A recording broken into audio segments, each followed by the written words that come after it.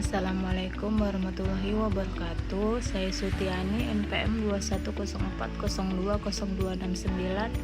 Saya dari Prodi PTI 4J. Nah, di sini saya akan menjelaskan sedikit apa itu BGP dan cara kerja BGP itu seperti apa. BGP adalah routing protokol yang digunakan untuk bertukar informasi rating antar autonom sistem atau AS. Protokol BGP lah yang digunakan untuk menghubungkan jaringan internet kita pada saat ini. Nah, di BGP routing ini didefinisikan BGP juga menggunakan alat algoritma path vector yang mana base routernya bisa diatur di sesuatu kebijakan pemilik AS. Nah, kita juga perlu menggunakan BGP itu di saat kita ngapain. Yang pertama, saat kita bertindak sebagai ISP atau NAP. Yang kedua, ketika kita membutuhkan informasi path menuju prefix yang ada di internet. Ketiga, ketika AS kita terhubung dengan beberapa AS sebagai upstream dan memerlukan manipulasi traffic inbox dan outbox-nya. Nah, kapan kita bisa tidak memerlukan menggunakan BGP ini? Yang pertama, klien masih menggunakan single upstream atau beberapa upstream tetapi tidak memerlukan manipulasi trafiknya. Yang kedua, adanya keterbatasan sumber daya atau baik dari sisi perangkat dan SDM. Nah, di dalam BGP ini ada juga cara kerja BGP. Cara kerjanya itu seperti apa gitu kan? Sama seperti routing protokol dinamis lainnya. Sebelum bertukar informasi rating BGP disebut juga sebagai BGP speaker yang harus melakukan adjacency kalau di BGP pairing. Yang kedua, untuk membangun adjacency dan bertukar informasi rating, BGP juga menggunakan format pesan khusus lainnya. Nah, di dalam BGP itu dapat digunakan sebagai pengontrol dan pengatur lalu lintas dari sumber yang berbeda pada network multi-home. Fungsi utama dari BGP adalah untuk memperkenalkan kepada publik pada luar network tentang rute atau porsi spasi address sendiri dengan cara meminta izin atau membawa data ke tujuan spasi address-nya. Nah, salah satu kelemahan BGP routing itu adalah router yang dipublikasikan tidak diketahui bagaimana cara pencapaiannya dengan dinamakan black holing, yakni melakukan advertise atau meminta izin dalam membawa data. Namun ada beberapa bagian spasi address-nya juga, yaitu milik orang lain, maka terjadi proses advertise yang menyulitkan kita.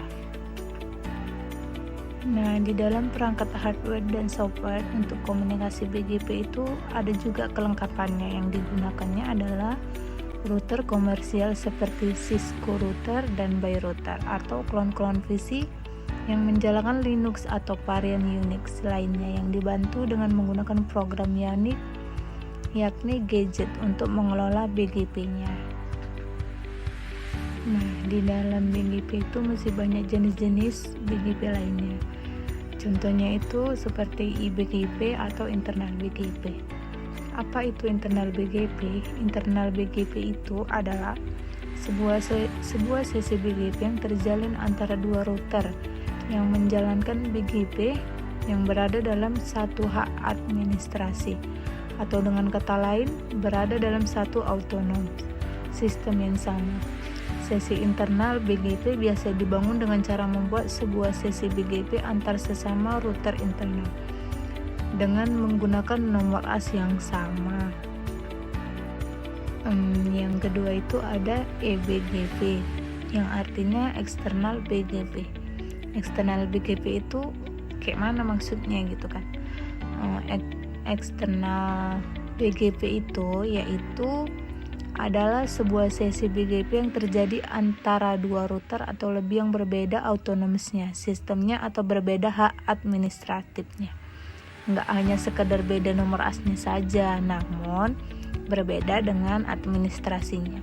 Jadi misalnya kita router antara dengan router ISP ingin dapat saling bertukar informasi dengan menggunakan bantuan BGP, maka kemungkinan besar kita akan membuat sesi eBGP-nya. Maka dari itu dikarenakan autonomousnya sistem router kita dengan router ISP-nya itu dibuat harus berbeda. Nah, di dalam pihak ISP itu tentu nggak akan memasukkan router BGP kalian dalam autonom sistemnya, karena mereka bukan hak dan kewajiban mereka untuk mengurus router kalian. Dengan perbedaannya, autonom sistem ini, maka seperangkat peraturan saat melakukan rutin update tentu berbeda dengan apa yang kamu dalam IBGP-nya. Untuk itulah, sesi BGP jenis ini dikategorikan berbeda, yaitu sebagai eksternal BGP-nya. Nah, di dalam eksternal BGP itu memiliki sesinya itu sesi eksternal BGP yang biasanya dibuat dengan menggunakan bantuan media point to point, seperti contohnya itu line point to point, serial, satellite point to point, yang ketiga wireless point to point, dan masih banyak lagi. Sesi eBGP biasanya terjadi pada router yang letaknya berada di perbatasan antara jaringan kalian dengan jaringan yang lain, atau biasanya sering disebut juga dengan istilah border router. Tujuan utamanya kenapa dibuat eBGP itu untuk memudahkan pendistribusian informasi routing dari pihak luar ke jaringan kalian. Sekian video dari saya, kurang dan lebihnya saya mohon maaf. Saya sudahi. Wassalamualaikum warahmatullahi wabarakatuh.